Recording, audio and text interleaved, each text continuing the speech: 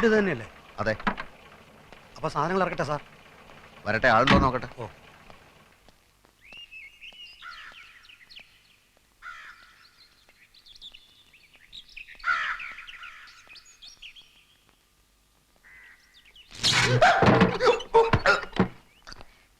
ആരാ?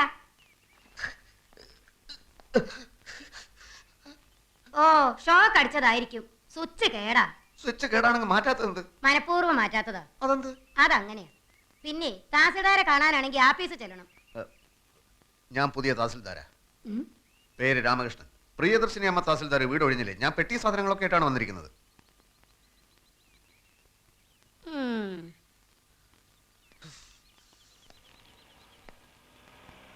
പെട്ടികൾ ഇറക്കട്ടെ സാർ?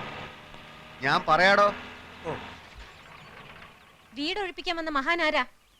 ഞാനാ ഇപ്പോഴും ഇവിടുത്തെ തഹസിൽദാർ. പ്രിയദർശിനി അമ്മ? അമ്മയും ചേച്ചിയൊന്നുമല്ല. യെസ്, പ്രിയദർശിനി. മേഡം ഇത്ര ചെറുപ്പാണെന്ന് ഞാൻ അറിഞ്ഞില്ല. അതിവിടെ പ്രസക്തമായ ഒരു കാര്യമില്ല.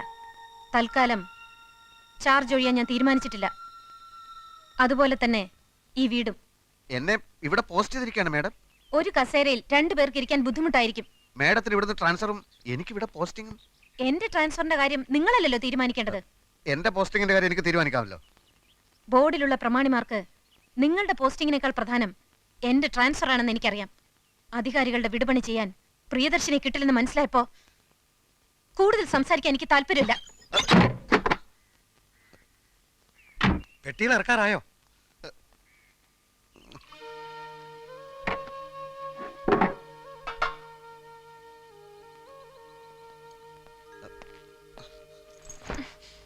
ഒരേ ഡിപ്പാർട്ട്മെന്റിൽ ജോലി ചെയ്യുന്ന ഒരു സഹജീവിയാണ് ഞാനെന്നുള്ള പരിഗണന വേണ്ട.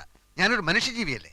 എനിക്ക് പറയാനുള്ളത് മുഴുവൻ പറഞ്ഞു തീരും മുമ്പ് മുഖത്തടിച്ചതുപോലെ വാതിൽ കൊട്ടിയടച്ചത് ധിക്കാരമാണ്. ഇവിടെ റവന്യൂ ബോർഡുണ്ട്, ഈ ഡിസ്ട്രിക്റ്റിൽ ഒരു കളക്ടറുണ്ട്, സംസ്ഥാനത്ത് വകുപ്പ് മന്ത്രിയുണ്ട്, ഭരണകൂടമുണ്ട്. കേവലം ഒരു തഹസിൽദാരായ നിങ്ങൾ എന്നെ പേടിപ്പിക്കാൻ നോക്കുകയാണ്. ഞാൻ ടാക്സ് പിടിച്ച് പെട്ടി സാധനങ്ങളുമായിട്ടാണ് വന്നിരിക്കുന്നത്. 1/2 മണിക്കൂർ സമയം തരുന്നു. അതിനു മുമ്പ് വീട് ഒഴിഞ്ഞില്ലെങ്കിൽ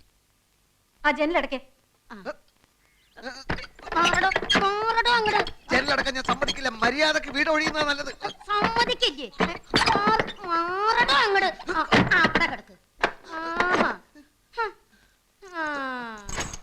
പെണ്ണുമ്പിള്ളേ, എന്റെ ദേഷ്യം കൂടും തോറും നിങ്ങൾക്ക് ഉണ്ടാവാൻ പോകുന്ന ഭവിഷ്യത്തിന്റെ ആക്കം കൂടുകയുള്ളൂ എന്ന് മനസ്സിലാക്കുന്നത് നന്നായി.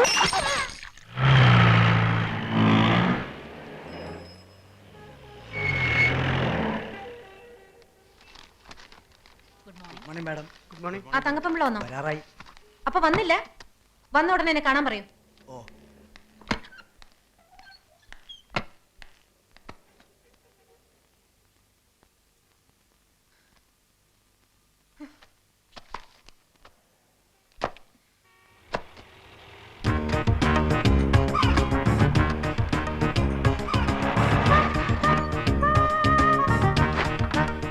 പെട്ടിയും സാധനങ്ങൾ ഇറക്കട്ടെ സാർ?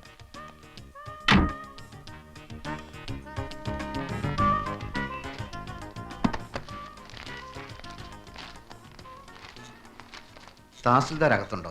എന്താ കാര്യം? കാര്യം, ഞാൻ കണ്ണപുരത്ത് ഡെപ്യൂട്ടി തഹസിൽദാരായിരുന്നു. ഇപ്പൊ ഇങ്ങോട്ട് ട്രാൻസ്ഫർ ആയി തഹസിൽദാരായിട്ട്. ആ സാർ ഇരിക്കും. ഇരിക്കണമെന്നില്ല, ഞാൻ മേഡത്തിനെ ഒന്ന് കാണട്ടെ. ആളെത്തിയല്ലോ അല്ലേ? സാർ, അതാണ് മുറി.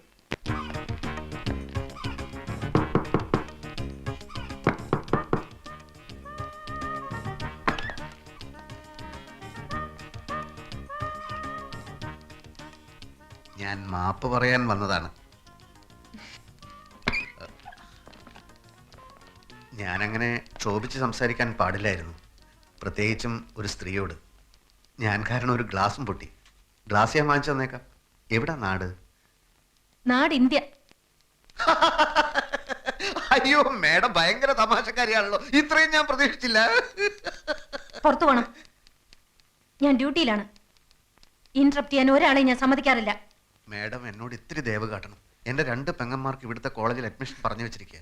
വീട്ടു സാധനങ്ങളൊക്കെ പാക്ക് ചെയ്ത് അമ്മ നാട്ടിൽ കാത്തിരിക്കുക. തഹസിൽദാരായി പ്രൊമോഷനായിട്ട് എൻ്റെ ആദ്യത്തെ പോസ്റ്റിംഗ് ആണിത്. മേഡം നല്ല മനസ്സ് വിചാരിച്ച് എനിക്ക് ചാർജ് ഒഴിഞ്ഞു തന്നില്ലെങ്കിൽ എൻ്റെ കാര്യം. ഇയാൾക്ക് കോമൺ സെൻസ് ഇല്ലേ? കാര്യം പറഞ്ഞ മനസ്സിലാവില്ലേ? പുറത്തു പോവാൻ. മേഡം ഞാൻ ഇയാൾ എന്നെ ജോലി ചെയ്യാൻ സമ്മതിക്കുന്നില്ല. മേഡം ഞാൻ get lost I say.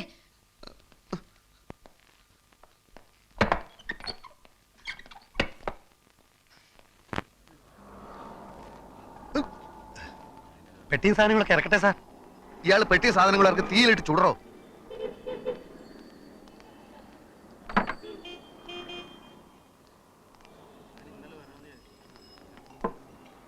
Sir ഇവിടെ പോസ്റ്റിംഗ് കിട്ടി വന്നതല്ലേ, ചുമ്മാ ആ സ്ത്രീയുടെ മുമ്പിൽ താണു കൊടുക്കേണ്ട കാര്യം എന്താ?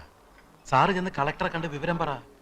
അത് ഞാൻ ആലോചിക്കുകയല്ല. പക്ഷെ ഒരു തർക്കം വരുമ്പോൾ ഒരു കോംപ്രമൈസും വേണ്ടി വരും. അങ്ങനെ എന്നെ വല്ലയിടത്തേക്കും തൽക്കാലത്തേക്കും മാറ്റിയാൽ എന്റെ പരിപാടി മൊത്തം പൊളിയും. എങ്കിൽ കോടതി പോണം. അത് കൂടുതൽ പ്രശ്നമാണ്. ഒരു വിധി കിട്ടാൻ കാലതാമസം വന്നാൽ എന്റെ സിസ്റ്റേഴ്സിന് ഇവിടുത്തെ കോളേജിൽ അഡ്മിഷന് പറഞ്ഞിരിക്കുക. ഈ വന്യജീവിയെ ആക്രമിക്കാതെ കീഴടക്കാൻ പാടാ സാറേ. കീഴ്ജീവനക്കാരൊക്കെ അവരുടെ വീട്ടുജോലിക്കാരാന്നാ വിചാരം. കീഴ് ജീവനക്കാരുടെ കാര്യം പോട്ടെ, കളക്ടർ പറഞ്ഞാലും മന്ത്രിമാരിടപെട്ടാലും ഇവർക്ക് തോന്നുന്ന മട്ടിലെ കാര്യങ്ങൾ ചെയ്യും. കഴിഞ്ഞ ആഴ്ച റവന്യൂ റിക്കവറി കേസ് ഉണ്ടായിരുന്നു. തിരി സാവകാശം കൊടുക്കണമെന്നും പറഞ്ഞ് പല ഭാഗത്തുനിന്നും വിളി വന്നതാ. അനുസരിച്ചില്ല. ഫൈറ്റ് ചെയ്യാൻ സാറ് റെഡിയാണെങ്കിൽ ഞങ്ങളൊക്കെ സാറിന്റെ പുറകിലുണ്ട്. ഈ സത്വം ഏത് നാട്ടുകാരിയാ?